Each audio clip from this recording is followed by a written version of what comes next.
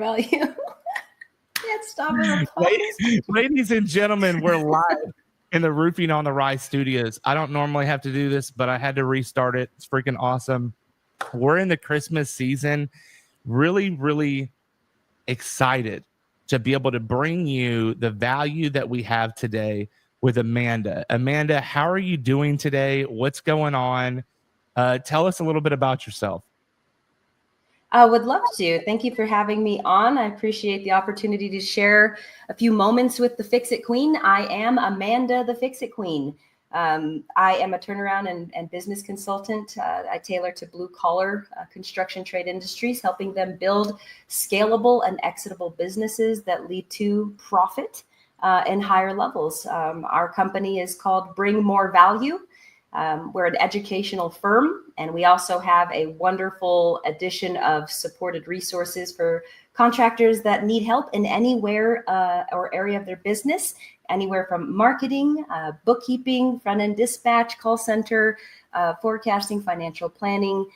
Basically, we're the other half of your business. When you get off the ground running and you realize you're missing a few cylinders to get that power drive through. We also, in our aspects, love to act as a transfer case to get you moving forward. So we have a program called the Alpha Admin Program. And as we come into different businesses, we help tailor their processes. And then we will train and place the different support staff within the model that was just reframed or reworked, helping the business owner free up more time. So that way they're able to do their forward highest pay activity while we're like pontoons underneath their party platform of business. We work actually all over the nation. We are mainly in Denver Metro and Colorado, but we have different businesses that are as far reach as East Coast to West Coast. And we're now branching out to Houston with a wonderful window and film and membrane project and company. So we'll be out in the Texas area. That's awesome. I'm excited for you. Congratulations. It's going to be fun. That's for sure. Ladies and gentlemen, if you're watching and you're like, dude, what's going on? It's been slow. It's all right. Like we're trying to bring more value, right? And so that's why we brought Amanda on today to talk a little bit more about her brand and where it's going. But before we do that, I want to make a huge announcement. I just launched a Lux Roof Company in Houston, Texas. Super, super excited. Thank you, Amanda. And we have partnered with a awesome lead generation company called the Roof Nuts. Now, the Roof Nuts is not like just your normal lead gen company. Roof Nuts is a storm lead gen company. So they're an outbound call center. They're going to call an area in which that you designate, and they're going to specifically set up an appointment in which that there's no contractor present. There's no contract with any kind of contractor. They are wondering if they have damage. They are within a damage map of a hail trace, and they want you there. It has been awesome. I've been running these leads for the last month and a half, almost 2 months, and I really, really love them. So if you guys are looking for an awesome lead gen platform, Roof Nuts, they are the people for you. And if you want, you could just click down here. You're going to be able to find Roof Nuts. You'll be able to find Amanda's information all within the first written portion of this episode. So yeah, the Fix-It Queen, bring more value. Let's do that today. We were just talking about like delegation, being able to like, as a business owner, sometimes we get bogged down in that creative moment, as you were, right? Like you were describing creativity. Could you do that again? Yes, I can. I felt like I was in that moment. Oh, that's so great. I'm glad that you were there with me. I'm always where I am, which is in this moment of effective execution. And that only happens when you are able to communicate clearly the delegation aspects that you need others to take full autonomous moves on. So I think we were chatting about the process of getting comfortable with the fact that failure is imminent, and you have to welcome it. So as you start hiring and or building teams or doing joint venture projects, that crucial initiation is a pillar to the communication. So when you're assembling all of these different components, I call it my build bench. When you dump all these parts on the build bench, they got to make some whole assembly. Right. And if people don't understand the part or role they play in the collective, it can be really hard to get the build to torque correctly to its calibration. Honest. Let's just be honest. Don't even read the fucking instructions from IKEA. All right. So, we need that type of structure. We need someone to help us with this. And I don't care if you're just starting, you're $1 million business, you're $100 million business, you got to coach somewhere. You've got a mentor, you're listening to someone. If you're successful, you've got to have a roadmap for this, and you have to follow it, and I call them blue business blueprints. There are, as construction professionals, number one, just to give you a background, I'm Amanda the Fix-It Queen, but why? Because I was born as she. I am in a blue collar body and trade from the moment I was born. I'm in forestry. I myself am an automotive mechanic that went through full factory training. So I'm bumper to bumper and capable of tearing down and building, and also articulating new mechanisms and machines. So my brain works very interestingly in terms of like an engineer approach. But if we're going to take a look at how we're building, which is going back to bring more value and our educational firm, we have a program called Do It Together. The Do It Together program, it helps business owners understand the 6 core fundamental principles that erect a strong business structure. And we do that by way of the curriculum being taught in the framework of trades and construction. So the blueprint to your business is crucial. If you've ever had any client come to you with a plan or an idea, it's very much as it is above, so it is below. They're telling you, well, I want the thingy, and it's like, eh. And then you're like, well, there's going to come a point where you're going to be like, alterations, cool. Now all of a sudden we're getting to the point where that might be a structural thing. That might be like, we're dealing with an overhaul. We're going to have to go all the way to the subfloor. And when we start talking into those aspects of building and or rebuilding or strengthening or just renewing anything, your business is very much like that building. So the blueprint foundation is to start off with understanding what business you're building. And I don't mean what type of business, because guess what? What we teach is relevant to every single industry. I don't care if you're a doctor or you're a trades contractor. These fundamentals applied give you at least an approach that is a formula to equal a calculatable profit. So it's a blueprint, and there are layers and phases of construction in building the stability and the sustain of your business. So what brought about the Fix-It Queen? What brought the Fix-It Queen about? I was a blue collar trades contractor. I was doing all the fun things just as everybody else was, and I didn't know what I didn't know. It led me down some fun journeys of learning. And this is where you and I were talking about the permission to fail. God, guys, please fail fast and fail hard, because failure is nothing but the rate of speed to which you're open to learning. And the faster you're able to kind of welcome the experience and not take it as this displacement that you did something wrong. We're all taught that we have to do things perfect, but we can't perfect it without the practice. Can't practice without the failure. So as we layer all this together, what brought me is my willingness to do exactly that. I grew my business. It was called Carefree Service Solutions. We operated 3 divisions. I did electrical, plumbing, water treatment, and we were getting ready to go into HVAC, mechanical, and be a full multi-service shop. I was blessed, so blessed to be picked for a top to bottom audit in the rate of our growth. There's certain powers that be that you pop up like a little whack-a-mole, and they're like, "Ooh, we need to go check and make sure this isn't some kind of a pass-through," because Nobody can scale like that. No, that's not typical in terms of performance metrics. But I had a natural adept capacity to engineer things, and that includes fluidity. What's fluidity? It's cash when we're talking about the business engineering, the flow. So I ramped up, got picked for an audit, and went through some fun journeys to learn about compliance. And in that journey, I got a deeper experience because I went through a double rollover accident.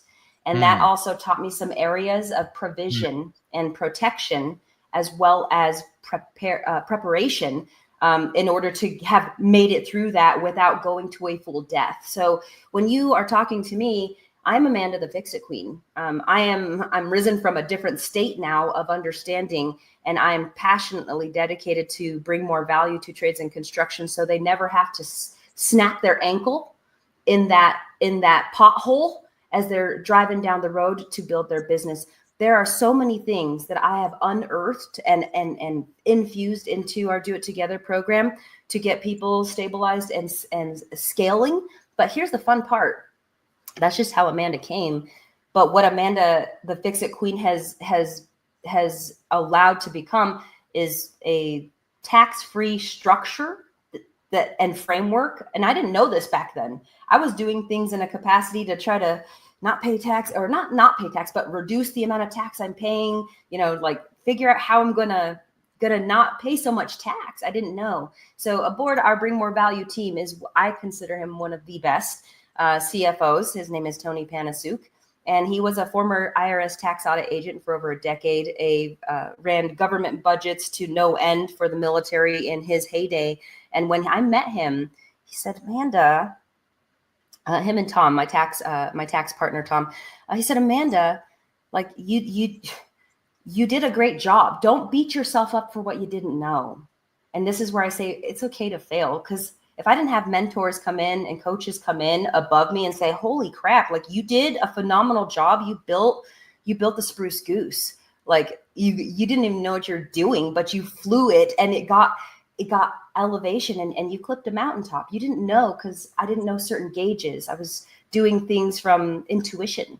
So that's basically how I came to be here and creating resources and programs that help people stay in the lane on the journey to launch versus roll off to the side rail, hit the guardrail, go into the fence, do all the fun stuff. Because especially after the rollover accident, I had a syndrome. I call it 2-second Manda, kind of off of the 10-second Tom. And I couldn't really remember things. I would pull out of my driveway and it would feel like I was in a different city or state altogether, because I lost spatial recognition. I always knew who I was, though. So that left me a very fun journey of learning and just being okay with failing, as some would say, miserably. But it was magically. It was magically. Dude, it was Dory. I'm like 2 month and 2 year Manda now, but right out the gate. Like, where am I at? Yeah. So here's a fun story. It was before facial ID and thumbprints and stuff, right? I'm driving to the office, to the shop. I navigate, and all I have to do is make a I come out and I go like this, and I come out and I'm at my shop, and then I go home, and it's just a rectangle. I should be able to get there. Right. I can't. I get out there, and it feels like I'm in Kansas. I ended up all the way in Watkins, and I was just supposed to stay from South Aurora to North Aurora. So here's the fun part. There comes a point where I had to stop and realize I can't actually figure out where I am. So I would sit there with my phone, and my director of marketing, Dale, he would just come find me. He would just come find me wherever I was, because we shared locations and stuff like that. So I couldn't get into my phone to navigate, because I'd forget my code and stuff like that. So I just sit there on the side of the road, kind of just, I didn't know where I was. That's crazy. It's so fun.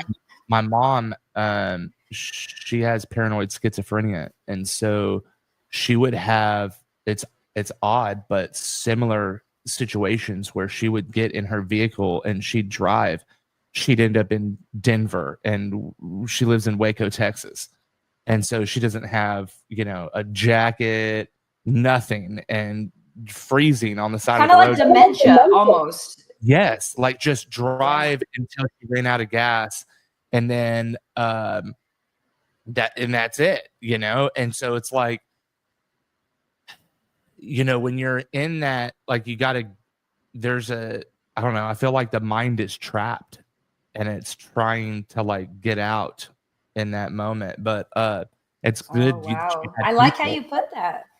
I Yeah. felt the other way. I have felt the opposite. I felt I felt the opposite. I felt that I was free. Um, I was so free that I had no bearings, but I knew who I was unequivocally. Like I've known me since before I was me. And so this rumination that happened in that space of creative capacity, because there was nothing else I could do but become closer to myself and try to know myself better in those weird moments. So it was really interesting because I felt free from the Yeah. imposition of responsibility. It's kind of like being a toddler a little bit, like, you know, I didn't have to worry about my diaper bag. Mom's got it. Like, I'm just going to roll and I'm just going to be free. I'm just going to be free. And if I get hungry, I know somebody's going to do something. That's crazy. That's crazy. So okay, so what brought the transition? Was there medication? Did you have therapy? Like, did it just No. slowly like fade away? Like, how did that transition back into like full reality? Like, how did that happen? Thank you for that question. It is something that I covet in such a manner that I desire to share that secret. And I in our coursework for the Do It Together program, it is the first module out of our 2 syllabuses that we go through. It's called The Matter of Mindset. And I share with people the very tools that helped me get out of a tailspin and reset my north compass needle. It had nothing to do with anything outside of myself. There was nothing that could be done from the outside. People talking to me, medications, nothing from the outside could heal the trauma that I had experienced from that. So the aspects of what I did, in a short explanation, is I used the tools that were given to me in those moments of quietness where I couldn't hear anybody else but my truth, my own self. And those moments allowed me to develop fun tools that I labeled the Worry Minutes and 3D. Well, Worry Minutes was an embellishment that Pat, my mentor Pat, gave me and added on. But the 3D focus tool, the steps to everybody understands. Well, maybe not everybody, but the ascension pattern of going up steps. So we have a few different processes to help people. It's kind of like physical therapy for the mind, as far as getting people to move. And if I had to share the one thing that was the permission, what I had to let go of what it was I was trying to know. I had to let go of the thing behind the partition that I couldn't touch anymore. I couldn't recall. I couldn't do things. So I had to get comfortable with this other new space to develop and design my life from my imagination of where I am now. And the release of the tether to that other side allowed me to basically cut that anchor and be buoyant, and then be happy in my moment of newfound unknown. And from there, I was ready to now develop a new knowing of who I am, where I am, my purpose. So lots of introspective questions in my moments where I call it just be. We're humans doing all the time. We don't plan and or prepare enough time to be humans being. And the being is what creates the doing. So it was a wonderful experience. Like I said, it was nothing but magical in terms of the journey as I look back and I share it with you. But to get out of that point is I had to basically completely cauterize or cut off any attachment that I had to something that I couldn't even express into my mental screen, because I didn't even know what I was trying to remember. So when I stopped that, it stopped the eddy. It stopped this weird eddy of me skipping records. And I started actually gliding in my own path and groove and creating my own new phonograph and record of life. It's just been a wonderful journey. Yes, that's interesting. What do you think about the Cybertruck? The Cybertruck? Cybertruck. Tesla. Oh, the Cybertruck. I'm like, the Cybertrend. I'm like, well, haven't we been in that since the .com? But I can't remember that. The Cybertruck's interesting. I don't find it functional for true trades and construction. It's great if you want to create a marketing ploy or a reason to stand out. There's no bad press. There's just press, and it's how you spin it. So it just depends on how you want to roll with your truck. And if would you buy the Cybertruck? I've contemplated it, not for what people would think, like to be a truck. I'm actually just looking for vehicles that could drive me places without a driver. So I was looking at self-driving vehicles, because when I did my forecasting and margins and I put in my allocation for part-time assistant and or driver and or whatever, I'm on, that's almost like a whole truck. And so then I started like looking around being like, wait, so you mean I don't have to actually sit there with somebody next to me, like driving me while I do the thing? Because I'm constant, guys. I have like 20. This is 2, and there's 6 other devices over there because of the just sheer amount of support our firm gives. Each one of those is a tether to companies that desire to do it together. So they have an emergency lifeline to get help. Like if they get stuck and they're like, I can't do. One of my clients yesterday, he said, like, dude, I started laughing so hard, Eric. He was like, trying to pay $6 in a tax bill statement, and he's like trying to log in, and he's like, Amanda, like I've spent more time than I could even stomach just trying to pay this $6. And it's something that if it is in your wheelhouse and it's in your department, it's what you do. That takes all about 3 minutes to log in, do the things, move this and do that, and you're done.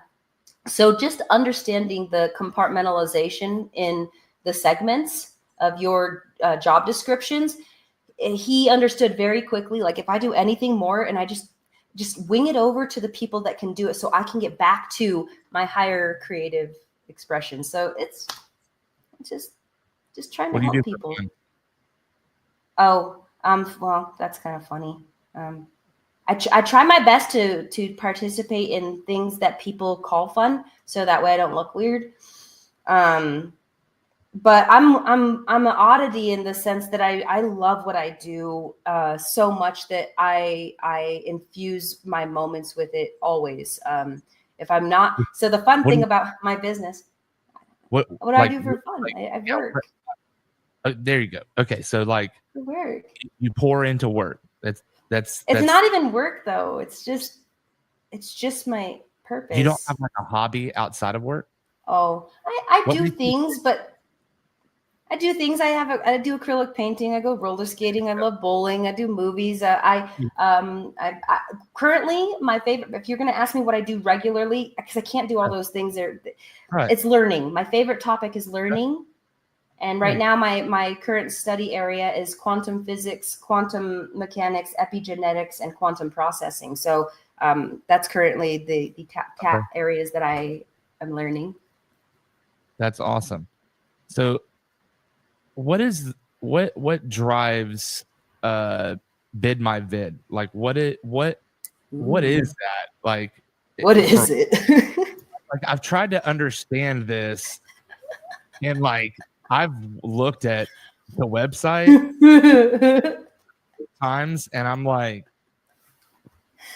what does it do exactly? Like, what am I buying? Like, all right, it does what it says. It says what it does. You're a contractor. I get that, but you're a contractor. It's like a video, and then what do we do with the video? So explain Bid My Vid, because I love it. I'm intrigued, about this video thing. Like what is it?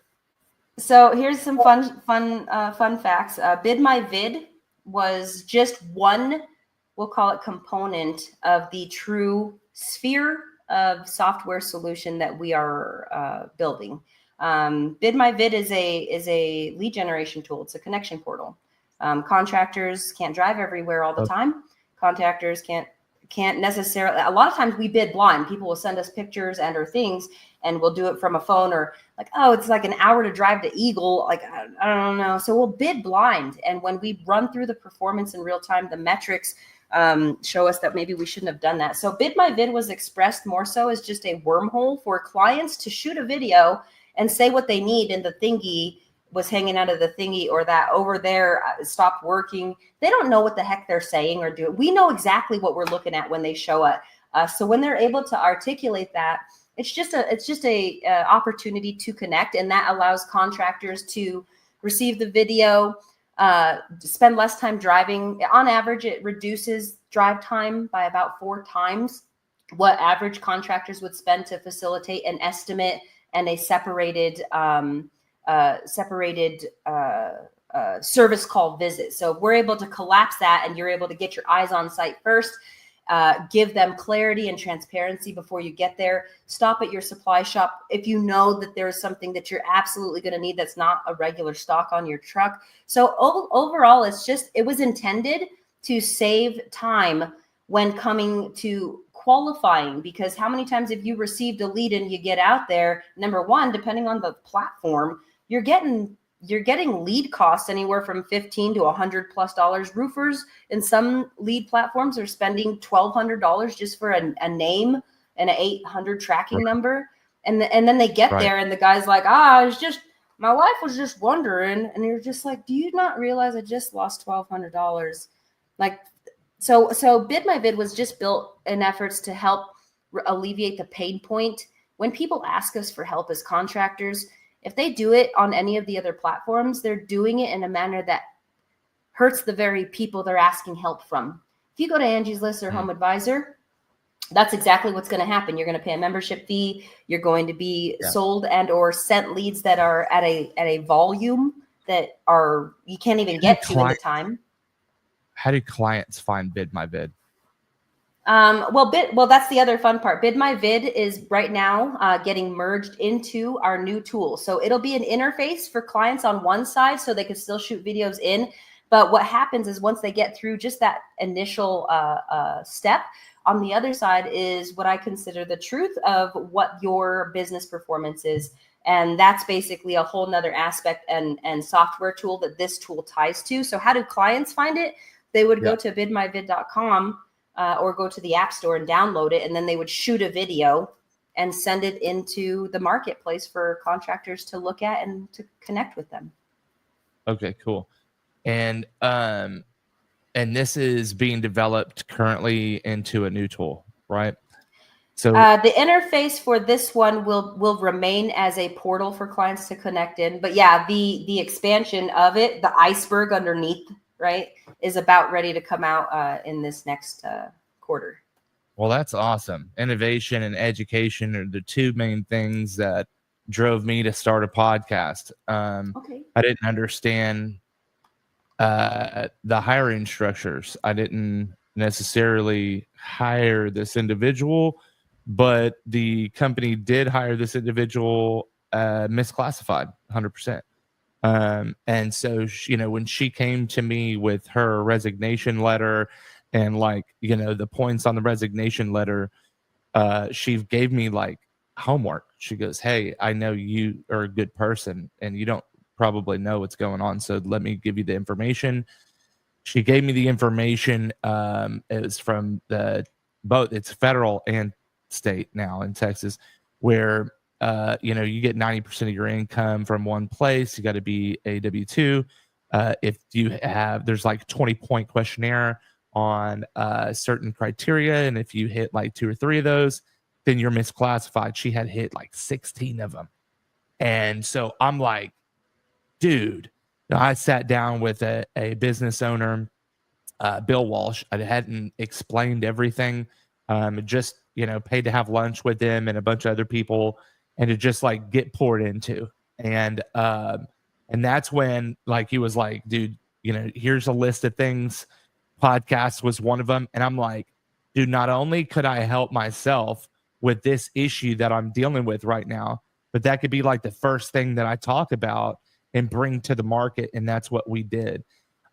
So really, really excited to, be able to be on the forefront and hear some of the things that happen on all fronts, because people love to bring it to market. And Bid My Vid is just so like it's on it's on everything, right? God, it's everywhere. My daughter even, it was funny about that is I've been doing this deal and I'm always in trade dress. You will never find me not in trade dress and unless I'm trying to be incognito. So you're always going to find me in the Fix It Queen trade dress. But my daughter actually doesn't remember me really in anything else. So when she draws family pictures and stuff, it's always she always has the little shirt. And she's like, look, Mom, look what I made. And it's all me with my... That is absolutely... That's branding that your own kid can't even remember you in anything else. Wow. So that's hilarious. I don't envy that at all. Because like I get the beard now. And so like my daughter's drawing the beard and everything. This week it's Christmas, so that'll kind of give away when this is released. But we go to the Christmas parties and the kids say the dangest things, man. I mean, I know. And I wouldn't take it back for anything. And she's sitting here drawing, and she draws me, and it's absolutely hilarious. She's got this hat, and it's branded in my face and everything. It's the most funniest thing in the world. My wife comes right next to us, and she's like, "Oh my God!" She fucking did it like it was perfect. She caught you in your basically kind of like it's my trade dress, but it's also my stage presence. It's like if I go do a keynote or something, I do the full Fix It Queen get up, which is the full hard hat with the belt and my stiletto work boots. That is actually my trademark. It's my actual registered trademark to my personal brand. So if there are keynote speakers ever going in that same construct, I'm so sorry, take that off. That's not okay. That's my trade dress. I am the Fix It Queen. Better not have a hard hat and stilettos when you walk on the freaking stage, because I'm not kidding. It's my trademark. It's my trademark. I could see it. Now, it doesn't mean they can't wear a hard hat, but it's a specific combination and expression that stands me apart from all other. So I need to do that for the Roof Dawn because I've been wearing suits since I worked in the Northeast. So I went to the Northeast. I'm from Texas. Went to the Northeast to sell roofs, and the Northeast ate me up and spit me out. I couldn't, like, I didn't know.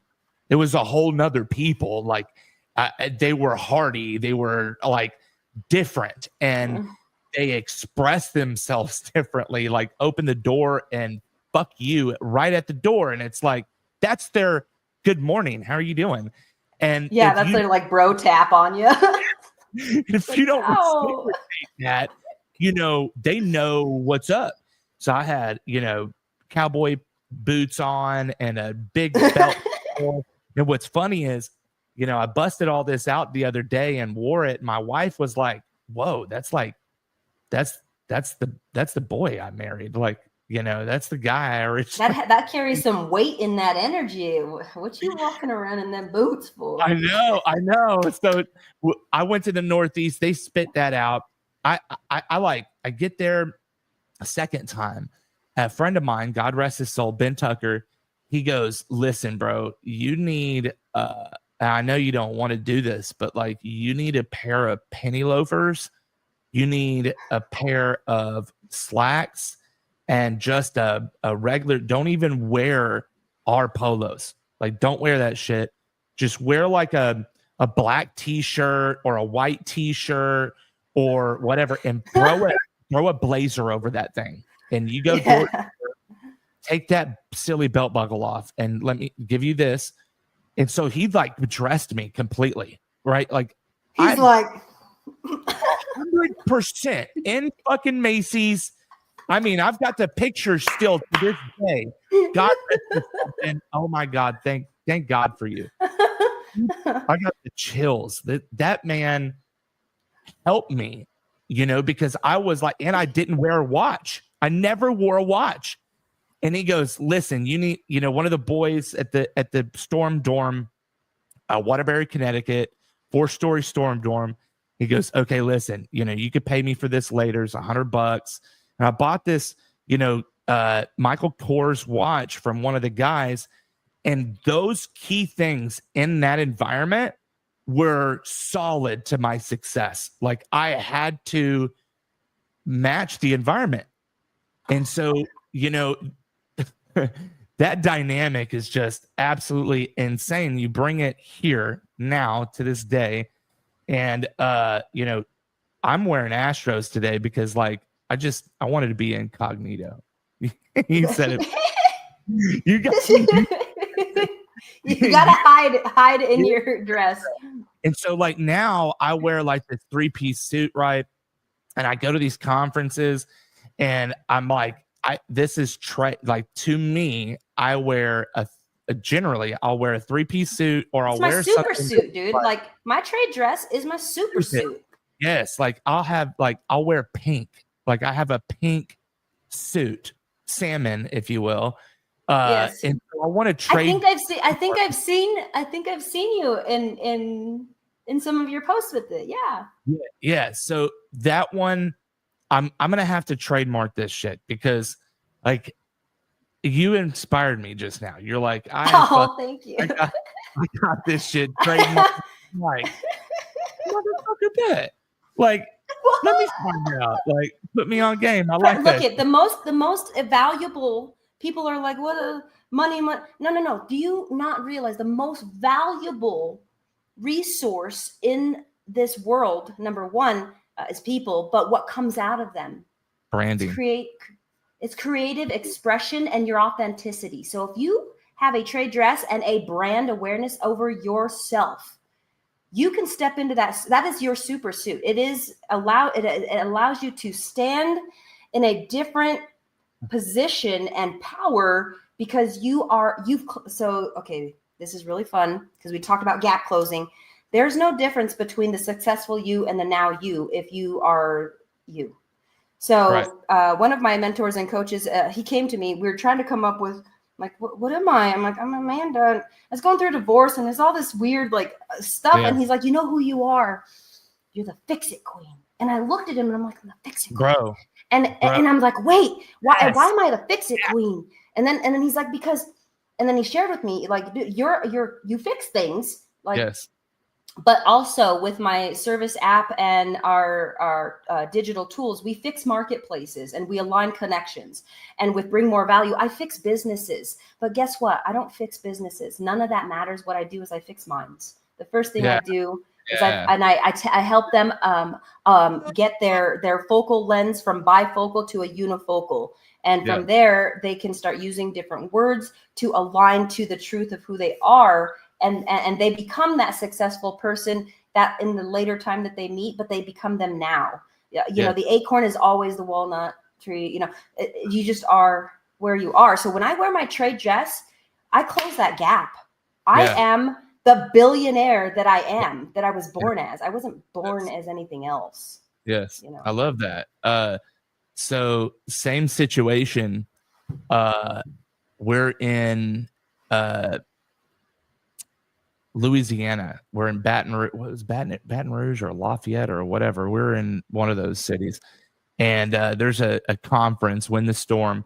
And I just got a new truck. And I'm in my 3-piece suit. And he goes, dude, give me your phone. Let me take a couple pictures. He's like, hold on, move your truck to so he positioned it, you know, in front of the convention center and all this. And he's like, dude, he's like, click, click, click, click. It's like, hold on. And he got down on his knee. Got to get your model look. Yes. Got down on his knee and he took a couple of pictures. He goes, dude, you look like, you know what you are, bro? Bro, you're like a fucking gangster, bro. Like a the Dawn. the fucking Dawn roof. of roof. You're the roof dog. Now you know where this is going. And that was it. So I started the Roof Dawn brand there, like immediately. So 3-piece suit, fucking going out there, chewing up the insurance companies. I mean, God. that was my brand. Like I taught people how to go out there, how to meet with the insurance carriers, and I would go out in the field with them and do it. You know, I was for me, I felt like that name clicked. Like, dude, you're fucking right. Abso-fucking-lutely. And fucking So ran. as you step into that feeling and you basically it's an energetic, just say, state and bubble over there, and then you're stepping into this roof dawn. Now you get to articulate from that perspective what people see you from. So that's where the trade dress comes in. And for me, you mentioned black t-shirts. Okay, so people that know me deeply know I am one of the most simple people. I usually am like no makeup t-shirt, just casual kind of gal, just running around. And I couldn't think of anything. I don't feel comfortable in like stuff that's all dressy. And I'm like, if I go do a keynote and I don't want to be on heat, like little stiletto. I don't want to be like, that doesn't feel like me. So yeah, what did feel like me was t-shirts. And I thought about the simplicity of Steve Jobs and the fact that the processing power that I have sets me into like an anxious state, because I'm like, I have body dysmorphia. So I don't know what even looks good on me. I'm like, I don't know. So I get anxiety. So I came up with just the t-shirt thing because it allowed me to release a state of energetic anxiety, just trying to figure out what to wear. And it's been something I've struggled my whole life with. You at least have people that are like, hold on, throw this on, do this. I just sit there. Now, my journey is kind of fun because I have no style bone. I'm working on it. But the style bone that I have, that I exhibit in my closet for my Epic Life posts and stuff like that, it's not even me. When I left my marriage, I left with $60 in a makeup caboodle and my work clothes. And as I did that, I set out some creative paths in prayer, and I acquired an entire wardrobe in where I moved into. It was fully furnished and all the clothes, and they fit me. That's nice. Dude, that story is kind of, it's kind of a little bit on the wayside of where people are like, dude, I don't believe you. But here's the deal. I sat in my closet on a Thursday night. I prayed very deeply for about 3 hours in a meditation, in asks of what I needed. I just told my ex-husband I was leaving him. And I asked God, please, what do I need? What do I need? What do I need? I need a place to live. I need a space. And then I just went into this prayer of like, okay, I need an apartment. At first I went to like a room to rent, and I was like, oh my God, that'd be horrible with my kids, and I'd be all locked in. I was like, okay, now a studio apartment. And so over this meditative state and prayer state, I got myself to the point where I felt like I was capable of getting into a 2-bedroom apartment. Now, mind you, I was running my construction company. I got cut off from everything. He took the business side and basically was like, what? And so I'm just sitting here with $60 and I'm homeless, living in my car, basically. I woke up that next morning from that meditation, went to a golf sponsorship for Bid My Vid. My marketing director was late. So this is 12 hours, happened in 12 hours. I put the prayer. And I'm sitting there with one of my mentors, and marketing director comes running up the hill. And we're looking at him like, dude, you're 2 hours late to a marketing event. What are you doing? So he gets to the table and he's like, oh my God, you guys won't believe what I did. And we're looking at him and we're like, what'd you do? He's like, I bought a condo. And we're like, congratulations. But anyway, he's like, no, you don't understand.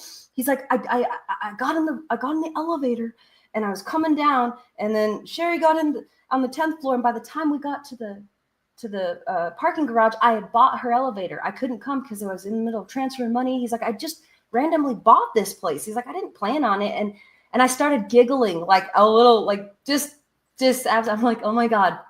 He's telling me about it. He's like, it's a 2-bedroom condo. He's like, it's better than mine and this and that. So some of the things in my meditation I put in there. I was like, oh, I just need a 2-bedroom, be really good. And I thought, oh, it'd be really good if it felt like Bill's. Bill's my marketing director. It felt like Bill's condo because his on the 15th floor, and it looks out. I was like, oh no, you can't afford right now a $500,000 flat. I said, okay, it doesn't have to be that, Amanda. Just maybe sit a little apartment on a hill that's looking out.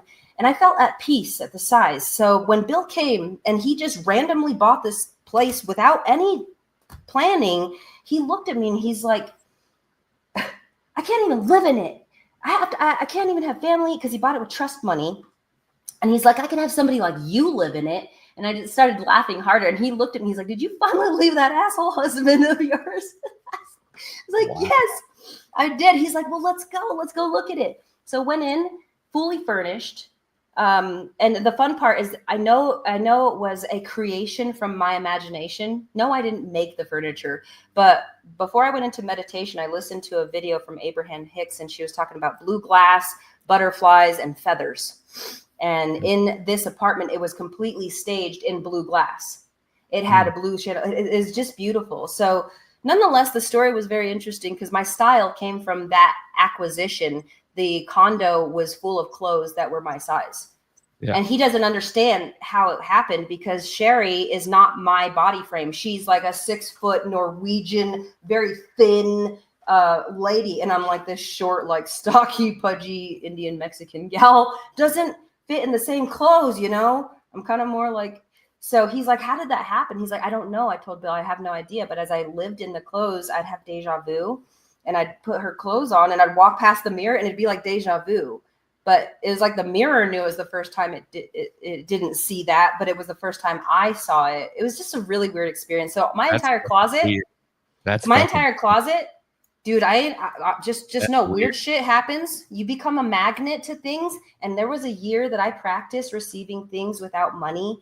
And the amount of things that I received came through an expression, because money is just the lowest vibrating denominator. It's all the things that we trade it for that really mean something. So I got into alignment with the things that meant something, and I practiced that, and I saw how much we're able to receive when we are in open capacity and we are ready. Key thing is ready, without doubt, without casting words to partition off the permission to receive. We're all worthy. If you have breath, get ready, catch it. Damn. That's freaking good. So many fun stories like that. Yeah. I hate that's how the Fix It Queen brand got out. I hate to draw this to a close, but like that was I know. God, that was freaking great.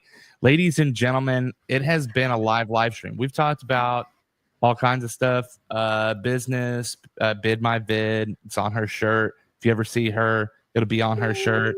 And if it's not on her shirt, don't talk to her. Let her go get her coffee first. She's trying to be incognito. All right. But ladies and gentlemen, we are sponsored by the Roof Nuts. Roof Nuts is an awesome lead generation outbound call center that can get your leads straight. All you got to do is click the link. That's all you got to do. Roof Nuts, get leads from Roof Nuts down here. Just click the link. And then down there, you'll be able to click a link, be able to get involved with my Facebook group. You could also get to know our guest, Amanda. Amanda, thank you so much for coming along. It was awesome to be able to understand a little bit more into your mind. And man, that openness to receive, I'm just gonna take that, and I'm gonna make that, I'm gonna pray that over everybody that's watching, that you're open to receive. I got chills right now because, you know, I'm in that state right now. And it's crazy that you would say that. Like, I'm open to receive. I know that if you're out there, just listen and be open to receive. Again, man, this was awesome. And it's been a live stream. Thank you so much for coming along. If you haven't liked and subscribed yet,